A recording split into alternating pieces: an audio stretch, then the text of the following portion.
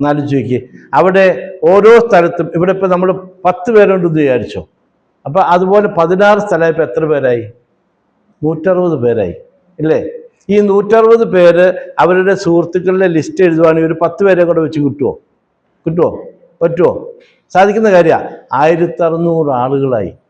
1600 ആളുകളുണ്ടെങ്കിൽ ഒരു വലിയൊരു സമ്മേളനം സംഘടിപ്പിക്കാൻ പറ്റും.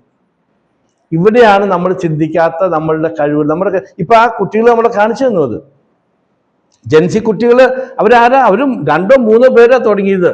പക്ഷെ എല്ലാ സ്ഥലത്തും വന്ന് ഞാൻ ടെൻഷനായിരുന്നു. മോള് ഫോൺ വിളിച്ചിട്ട് ഞാൻ ഡൽഹിക്ക് പോകാമെന്നാണ് പറയണത്. എന്താ പറയണത്? പോണ്ടെന്ന് പറയാൻ പറ്റുമോ? പോണ്ടെന്ന് പറയാൻ പറ്റില്ല. പോണ്ടെന്ന് പറഞ്ഞിട്ടുണ്ടെങ്കിൽ നമ്മുടെ കോൺഷ്യസ്നെസ്സിന് അത് അനുവദിക്കില്ല. പോകാൻ പറയാൻ പറ്റുമോ? എന്നാലോചിക്കുക. ഒരു വലിയൊരു പ്രതിസന്ധിയാണ്.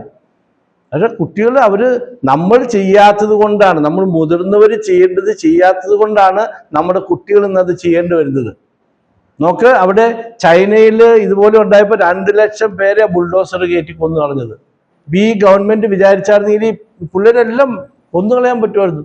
നിയമം ലംഘിച്ചിരിക്കുകയല്ലേ. നമ്മൾ അറിയില്ല എത്ര പേര് മരിച്ചു പോയെന്ന്. ചിലപ്പോൾ അറിയാതെ എത്രയോ പേര് രഹസ്യമായിട്ട്, നമുക്ക് അറിയില്ല എത്ര പേര്, എവിടെയും റെക്കോർഡുണ്ടോ?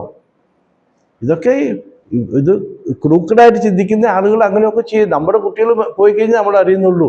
വേറെ എത്ര കുട്ടികൾ മരിച്ചിട്ടുണ്ടെന്ന് നമുക്ക് അറിയില്ല. ഇപ്പോൾ എത്ര പേര് മിസ്സിങ് ഉണ്ടെന്ന് നമുക്കറിയില്ല. അപ്പം നമ്മൾ ചെയ്യേണ്ട കുഞ്ഞു കുഞ്ഞു കാര്യങ്ങൾ, അപ്പം ഞാൻ എൻ്റെ ജീവിതത്തിൽ എപ്പോഴും ശ്രദ്ധിക്കാറുണ്ട്. ഓരോ കാര്യങ്ങൾ വരുമ്പോൾ വലിയ കാര്യങ്ങളൊന്നും ഞാൻ ചെയ്യാറില്ല. കുഞ്ഞു കാര്യങ്ങൾ ഇപ്പോൾ ഈ പറഞ്ഞ പോലെ